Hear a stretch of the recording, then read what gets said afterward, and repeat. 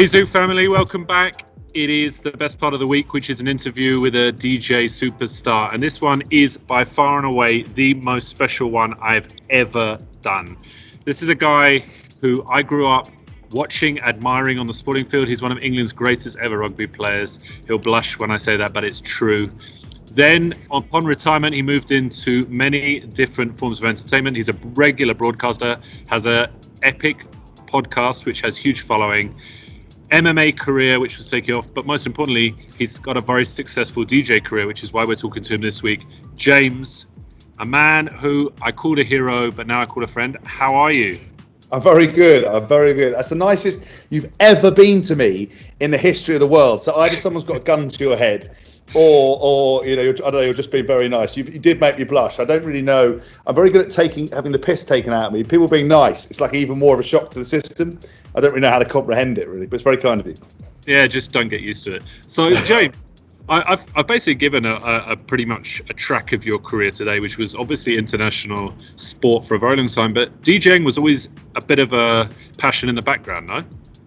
Yeah, so look, I think music, I was actually quite late to music. I think a lot of people who, you know, you talk to some incredible DJs, which you have done, and I know that your kind of audience are connoisseurs when it comes to music, and you'll know that a lot of people talk about going down to record shops, buying records, being inspired. You know, guys from, you know, one of my sort of DJ heroes, guy Simon Dunmore, who owns Defected Records. You know, he talks about playing soul and funk and being the origins of house. And you know, for me, I was very late to music. You know, the first CD I ever bought was Brimful of Asher on the 45 when I was 16. You know, I was a very uncool kid. I still am very uncool in lots of ways. So when I got into music, it was about using it as a tool for performance. So I saw a sports psychologist for a long period of time to help me in my kind of formative career as a professional rugby player. And it was all about using music which appealed to you, which was emotive, which made you feel $1 million, which you were then able to get pumped up for a game. And it helped with consistency.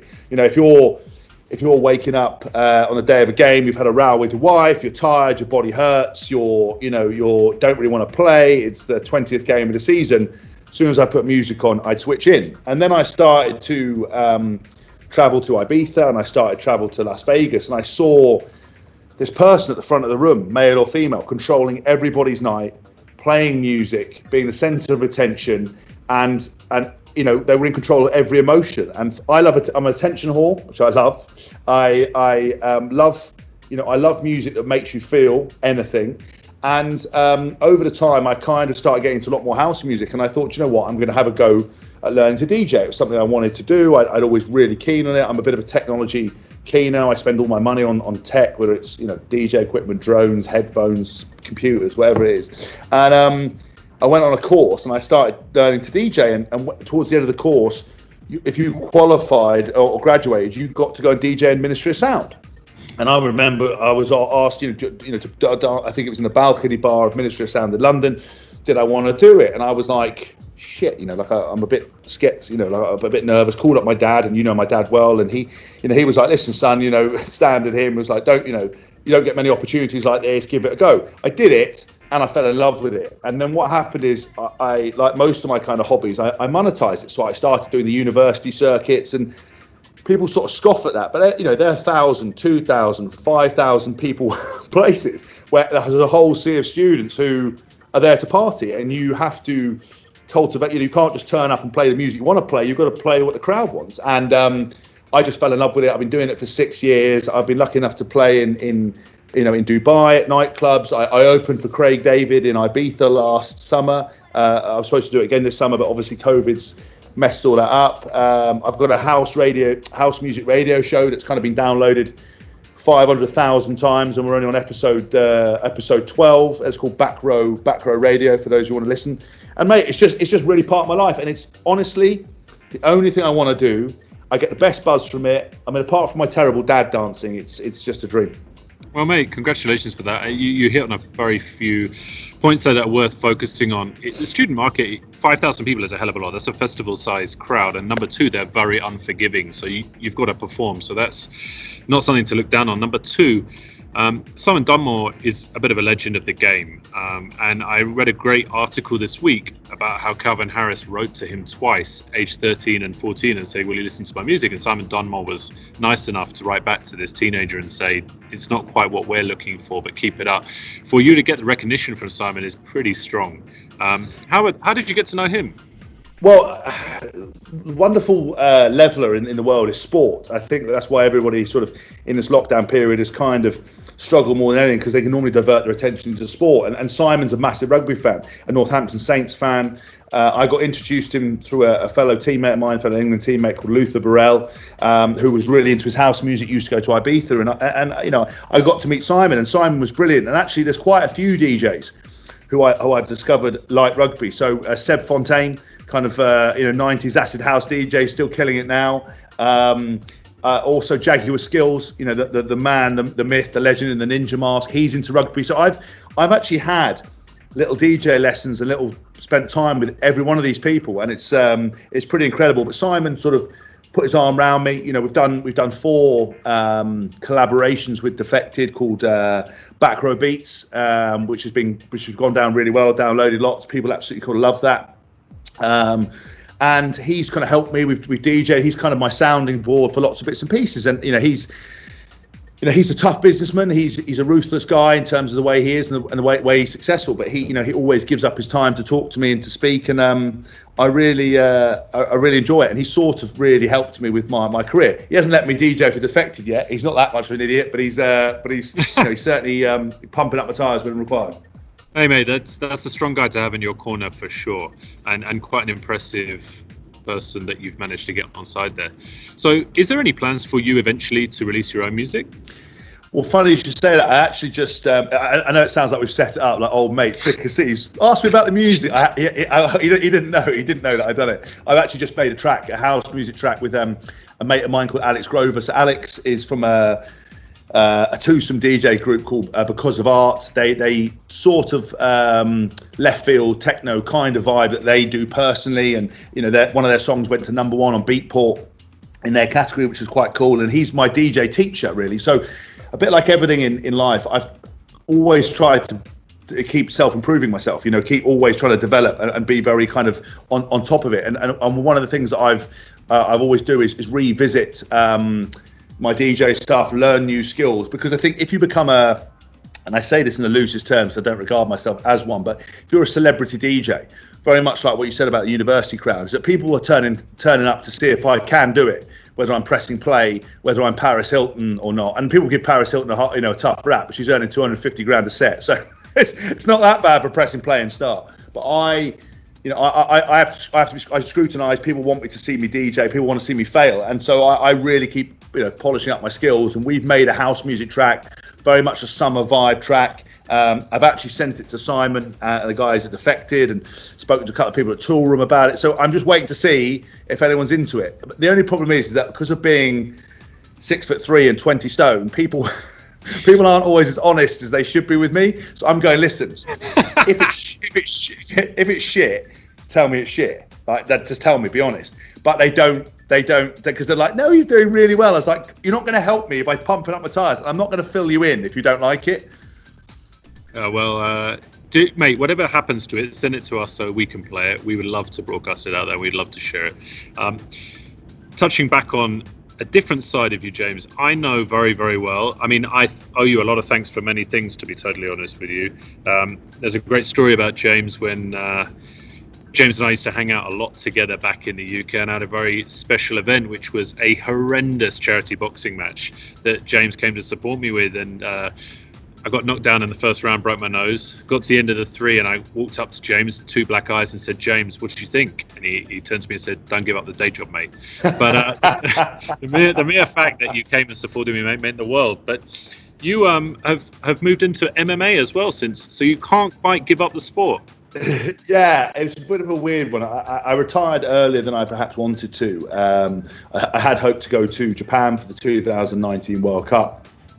That wasn't able to happen, and I ended up kind of, retiring just before that. And I think, probably the MMA stuff probably wasn't the smartest decision, in terms of my body and everything else. But I wanted to be part of the sports team again. I wanted to train. I wanted to test myself. I've always been a big guy. People naturally assume that if you're a big guy that you're going to be, tough, and that's not necessarily the case. You can be, 8 foot tall and be an absolute fanny. So I wanted to kind of challenge myself and see what it was about. And for 6 months, I became a professional sportsman again. I was training, every 6 days a week. I was spending 4 hours in the car. I was sparring live 3 days a week. I was sparring jiu-jitsu, wrestling every other day that I wasn't in the cage. And I really enjoyed it, but it absolutely hammered me. I was, I sort of struggling to sleep, struggling to do anything really, because it was that tough. And I was ready for my first fight, which was supposed to be on the 12th of May or 16th of May. Just before I went into lockdown, I tore my pec. And it's one of those bizarre sensations where in 19 and a half seasons of playing rugby, I'd never torn a muscle. And then in this cage, I put my arm up. Someone was trying to fight my arm down. I thought my t-shirt had torn. But it was actually my pec had torn, and now I've got a lovely hole where my pec used to be, where it used to connect. And it was kind of when lockdown came out, I would have been fit to fight, but basically, I don't know what's going to happen now. COVID's kind of ruined it. I don't fancy fighting in an empty arena. And to be honest with you, being in lockdown, just my body started to fall apart even more. I'm 35 now. I've played professional rugby since the age of kind of 16. I think I need shoulder surgery, ankle surgery. DJing's a lot safer. I think it could be the DJing and broadcasting, and I've got my autobiography coming out in October, which is going to ruffle a few feathers and cause a bit of a stir and stuff. So I'm going to have lots of time to do a lot of media, I think. I want to touch on a few things that you just mentioned there. First things first, we'll come on to, you mentioned Japan for the World Cup, but Japan has a special place in your heart, and you're no stranger to Asia, which is something I'll come on to in a second. But to give your props, you're not just moving into the sporting arena to try MMA, and you're actually helping a lot of other people in fitness. I'm one of the recipients. I'm going to be totally honest with you. I did your German volume training book. I followed it religiously, and I reviewed it for Men's Health Malaysia, and it was amazing 14 weeks that I enjoyed doing that. You've got other fitness books out, and you're also married to arguably the most prominent female fitness, I don't want to say influencer, I don't think it's the right word, but minds in the UK. So can you touch a bit on the move and the authority that you have in the fitness community over in the UK? Yeah, so again, it was kind of monetizing what I knew about.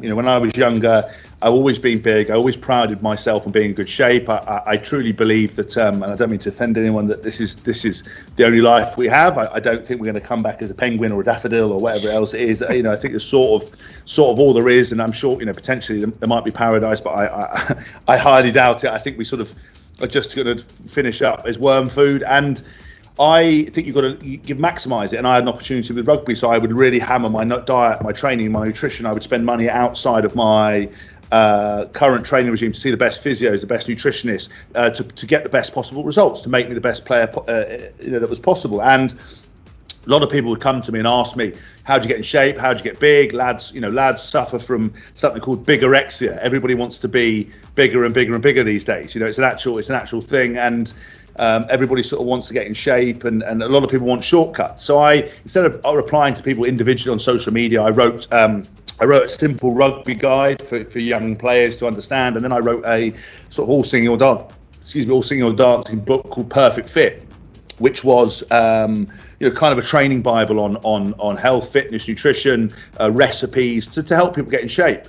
And by I was actually probably being a bit of a creeper, sliding into people's DMs, but someone tagged me and my wife Chloe at the time on Instagram. On Twitter, she followed me. I slid straight into her DMs. I think I tried to lure her to come and represent my female supplement range that I had at the time, and she wasn't having any of it. We, cut a long story short, we ended up together. We've been together 5 years, and she's actually a real fitness genius. Her name's Chloe Madeley online. She specialises in body transformation.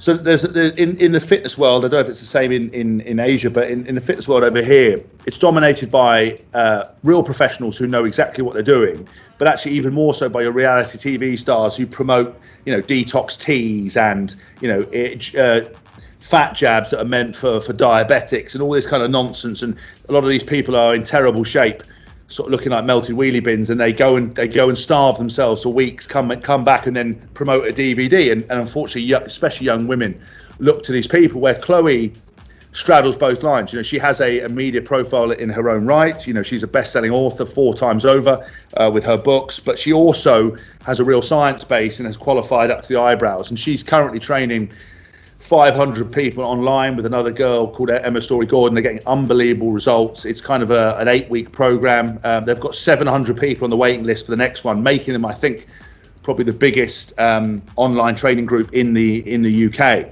And she absolutely smashes it. But for me, the health and fitness stuff was important and was my life. But there's some lessons I've learned. It's really important to focus on stuff you actually love. So I like health and fitness, but I don't have the dedication that Chloe has to it. So while I did the fitness books and helped people, it's sort of just become more about me helping myself, and developing myself, as opposed to advising other people now. I put the books out there; they still sell. I did a recipe book the other day called Cooking for Fitness, which is great. But when you see Chloe's dedication, she's listening to podcasts every car journey, reading research papers, updating her information. My thing extends to, can I stop my body hurting? Could I look good with my rig out on Instagram? And yes, I give people advice, but actually I'm sort of the same dedication I have to DJing, I don't have to health and fitness anymore. But it was a really important part of my life, and I think where I differed is that I lived and breathed it from the age of 14 to 35, and that's working with the best, learning from the best, and that's why I felt qualified to do what I did. That's phenomenal. We'll definitely check out Chloe, and we'll put up a link so that people can check her out. But she's doing amazing things. I mean, you talk about 700 people online, one class, phenomenal. It's almost as many as you're DJing to in your yeah, exactly. And also, I'm a very modern man. I'm happy to be a kept man. She wants to be the number one breadwinner in the relationship. Absolutely, crack on. I'm a bit of a high maintenance man. I expect champagne cocktails, holidays on yachts and everything else. So if she wants to cough up the cash for it and she's making all the money, she's welcome to it. Just very briefly, James, I want to touch on something that everyone is aware. You're no stranger to Asia. You lived in Japan. You played in Japan. How was your experience in living out here? Look, I love Asia. I think it's probably one of the most unique places on earth. I think it's culturally so interesting. There's so much depth, so much sort of unknown qualities to it. I think living in Japan was amazing. I think for me, the cultural diversity within the Japanese people themselves, let alone what I was experiencing, the food, the culture. Tokyo for me is one of the best cities in the world.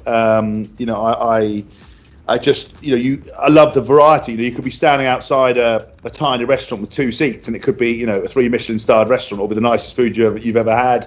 I think, the game of rugby over there was sort of unknown when I went over there. It was being played, but wasn't sort of, widely well known. We don't really watch a lot of it. The Japanese people were much more interested in the Southern Hemisphere players from New Zealand, South Africa, and Australia. The World Cup, shone a light on Japan, and they host it so well. The Asian people were so welcoming, and I think, for me, the rest of Asia is where Chloe and I sat down and said, look, we want to come, we want to explore. I think it's such a unique world that does things so differently than what we're used to over here, and I commend them for it. I think it's unbelievable, and I'm really excited to explore more. I mean, it seems to have done you very well. You're looking younger now than you did when you were working in London. Freshly engaged. I mean, your life seems to be good. Yeah, mate, I can't complain. I honestly can't complain. You look at 70-year-old Japanese men who look about 15 years old. So I don't quite have those genetics, but yeah, it's definitely healthier than being in a dungeon in a country where it's dark when you go to work and it's dark when you come home. I can't complain. Yes, that is very true. Actually. I'm going to give you a quick fire round, James, that we do with every single DJ, just to wrap it up. DJ that inspired you to pick up earphones for the first time? And Carl Cox. Dream collaboration? Oh, dream collaboration. That's a great question. Who would I love to collaborate with? I tell you what, Low Stepper. Fair enough. What music do you clean the house to? Oh, techno. Be more specific.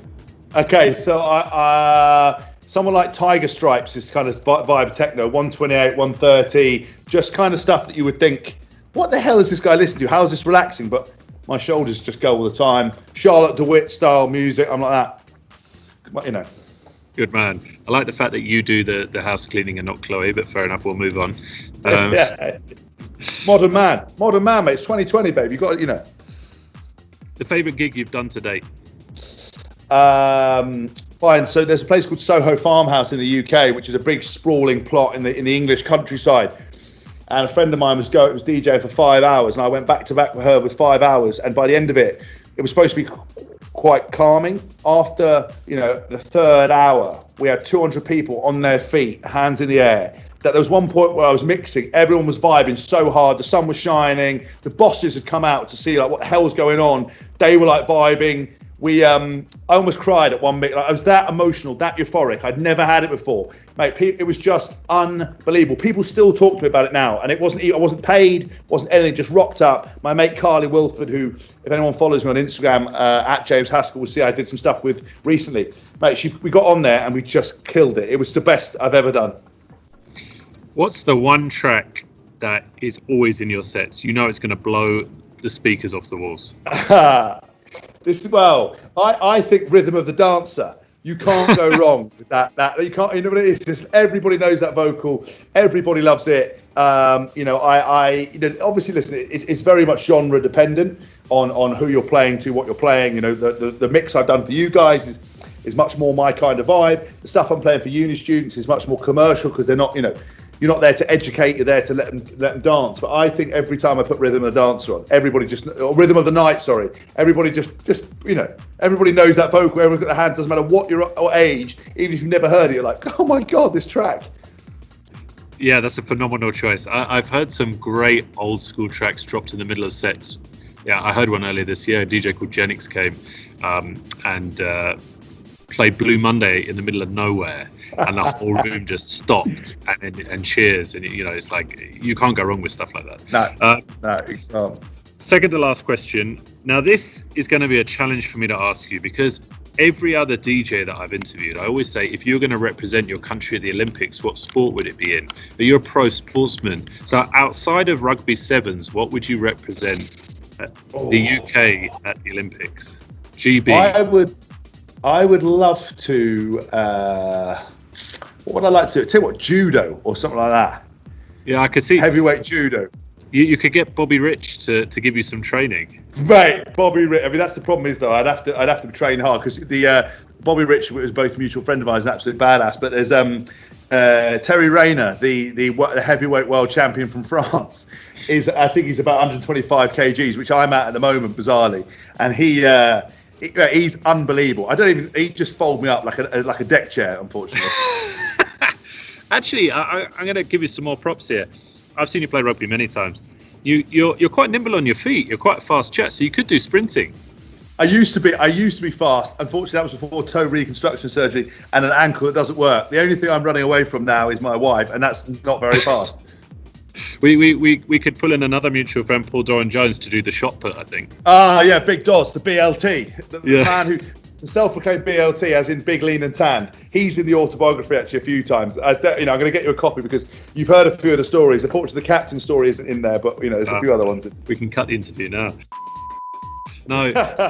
And the very last question, which comes straight from the heart, is you were supposed to play here. We had it all booked in. It was all set. Please come and play here in Singapore. Make that happen for us. It's been my pleasure. Singapore's. I've heard amazing things about the country. I've got so many people who have lived there, expats who live there. It was my greatest pleasure and honour to do that. Obviously, COVID got in the way ultimately in the end, which was sad. But I will be back if you will have me. It depends how well this interview goes down. If people are like, who was that guy? He sounds like an idiot. Then maybe I won't be welcome back. But as long as you're there, Joe, there's a chance. Yeah, mate, it's in the books. It's a guarantee. James, it's been incredible. You've touched on various aspects of the zoo. When COVID hit, we went digital. We moved. We're a lifestyle brand more than just a nightclub. We started featuring videos every day that crossed everything that you've talked about. We did fitness videos every day, which you've touched on. We did interviews, which you're doing now. We've done mixes, which you club. So you're actually a guy that connects all three aspects of the lifestyle that we're doing now. We've got restaurants for you to come and try out. And obviously, we'll have a couple of drinks together. But James, it's been a phenomenal pleasure. I really, really appreciate you taking the time. And hopefully we can get you out over here, get Chloe to come and do some fitness activations with us. That would be phenomenal. And then I think a man who is no stranger to Las Vegas, that would be the next step. Let's get to Zouk Vegas.